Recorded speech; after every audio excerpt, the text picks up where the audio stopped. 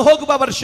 உங்களை சுற்றிலும் சூழ்நிலைகள் எப்படி மாறினாலும் கவலைப்படாதீங்க. ನಿಮ್ಮ ಸುತ್ತಲಿರುವ ಸಂದರ್ಭಗಳು ಯಾವ ರೀತಿ ಇದ್ರೂ ಪರವಾಗಿಲ್ಲ. சேனைகளின் கர்த்தர் உன்னோடு இருக்கிறார். ಸೈನ್ಯಾಧೀಶ್ವರನಾದ ಯೆಹೋವನು ನಿನ್ನ ಸಂಗಡ ಇದ್ದಾನೆ. எதிரிகள் இருந்தா தாங்க நீங்க பட்டயத்தை பயன்படுத்த முடியும். ವಿರೋಧಿಗಳಿದ್ರೆ ಮಾತ್ರನೇ ನೀವು ಕತ್ತಿಯನ್ನು ಉಪಯೋಗಿಸಲಿಕ್ಕೆ ಸಾಧ್ಯ. ஆகவே தைரியமாய் சொல்லுங்கள். ಆದ್ರಿಂದ ಧೈರ್ಯವಾಗಿ ಹೇಳ್ರಿ. என் சத்துருவே எதிர்த்து வா. ನನ್ನ ಶತ್ರುವೇ ಎದ್ದು ಬಾ.